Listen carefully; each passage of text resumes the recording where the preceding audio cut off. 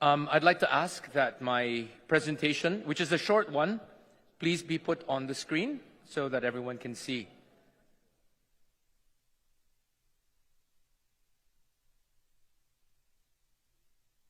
Chair directs the Secretariat to please flash.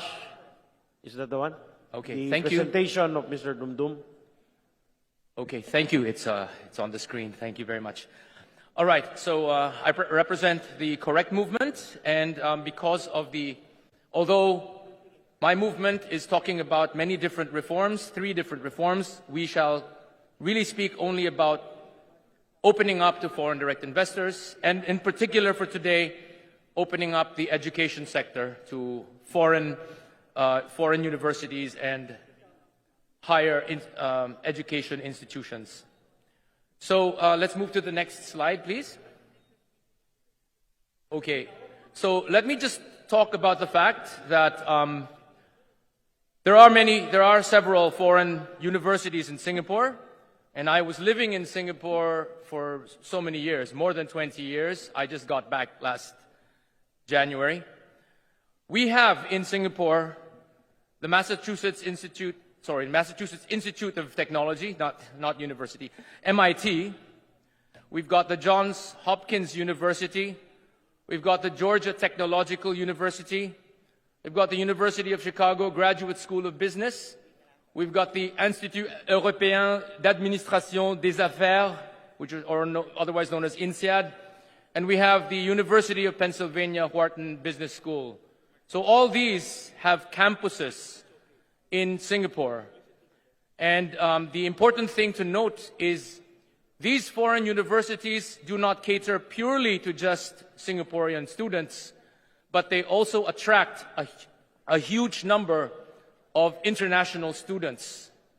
So yeah, this is a very important thing to note. Let's move to the next slide, please. Right next door to Singapore is Malaysia, the country that Singapore used to be a part of back in the early 1960s.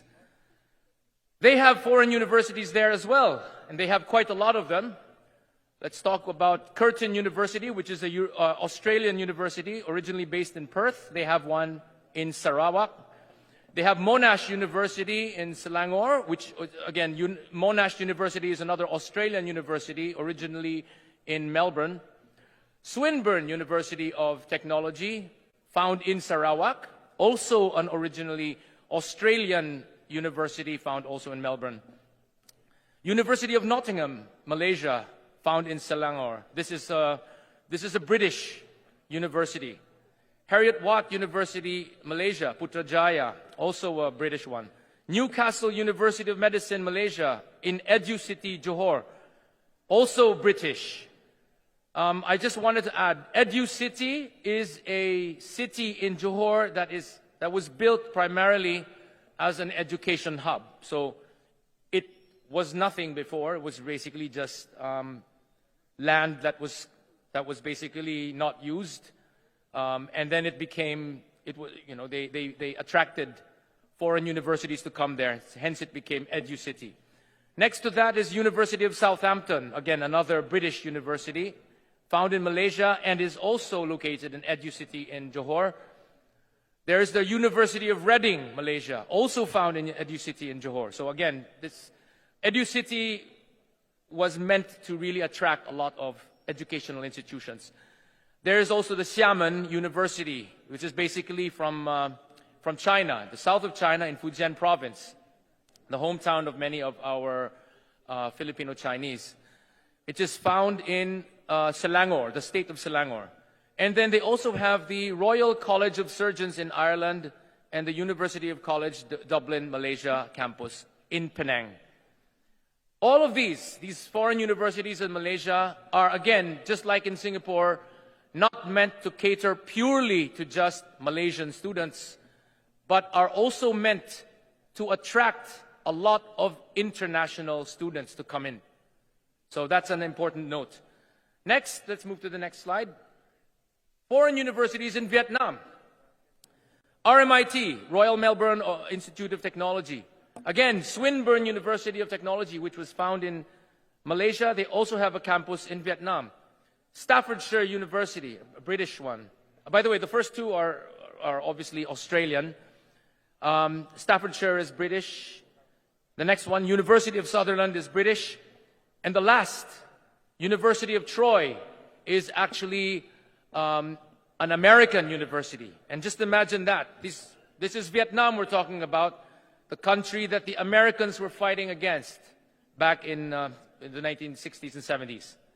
So, again, these universities are largely meant for Vietnamese students who, instead of wishing to move to expensive first world countries, can stay in their own country but enjoy foreign education taught by foreign professors. They don't need to leave. They don't need to spend so much money. It's cheaper to study in Vietnam. But these universities also attract foreigners, foreign students, in the same way that Singapore and Malaysia have done so. Okay, let's move to the next slide, please. All right. Key advantages of hosting foreign universities in the Philippines. I think it's a little too small, but I'll just read them anyway. Number one, Filipino students who wish to earn foreign degrees and gain a foreign education need not spend so much money to live far away in an expensive foreign land. Tuition fees may even be cheaper in the Philippine campus than in the original campus found in the first world country of origin. Number two, the Philippines can gain crucial foreign currency by attracting foreign students to come to the Philippines and study in these internationally renowned foreign universities while living and spending money in the Philippines, thus contributing to our economy. Number three, foreign educational institutions will hire local Filipinos as support staff, creating numerous job opportunities as well as creating new economic business opportunities. For example, canteen operators will obviously be from among Filipino businesses. They will also need to hire security guards. They will need to hire maybe school buses or shuttle bus operators. These will be Filipino businesses who will fill in that gap. Number four, foreign educational institutions that locate their campuses in rural areas will inject new economic activity in otherwise sleepy towns and areas. So this is an added plus on how we can develop our countryside to become more urbanized, to be able to attract more people to work there and live there, and thus inject life into an area that was otherwise sleepy. Number five, foreign educational institutions will cross-fertilize our general education sector with new knowledge, insights, and providing exposure to global best practices due to partnerships and linkages. So, Your Honors, this is not just about providing competition. You know, when the foreign universities come in, they may, yes, provide competition to our local universities, but at the same time, there will be linkages and partnerships. And so this is one of the things that can help our local education industry. Okay? Next slide, please. All right, again, it's quite small, but these came from websites that talk about the presence of international universities in both Vietnam and Malaysia. I'll read the one on the left and then read the one on the right. In the one on the left, this is a Vietnamese website called vietnambriefing.com, and it explains that students have the opportunity to study in an international environment with high-quality teaching and can get an international diploma. Most of the training content is provided by the partner universities, basically the foreign ones, and taught by foreign lecturers with the same techniques they use in their home countries. Also, with the curriculum and learning environment entirely in English, students can also develop their professional English skills. This is a Vietnamese website talking about the advantages of bringing in these foreign universities into Vietnam. Okay? And the next one on the right is coming from educationmalaysia.gov.my. So it's a government website. It says here, get the best of international education in Malaysia by enrolling at the Malaysian branch campus of a foreign university.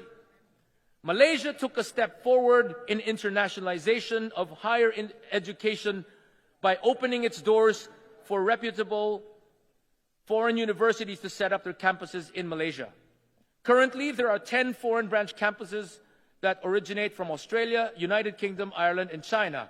These universities, some of which are in the top 100 of the QS World University Rankings, offer programs identical in structure and content to those at their home campuses.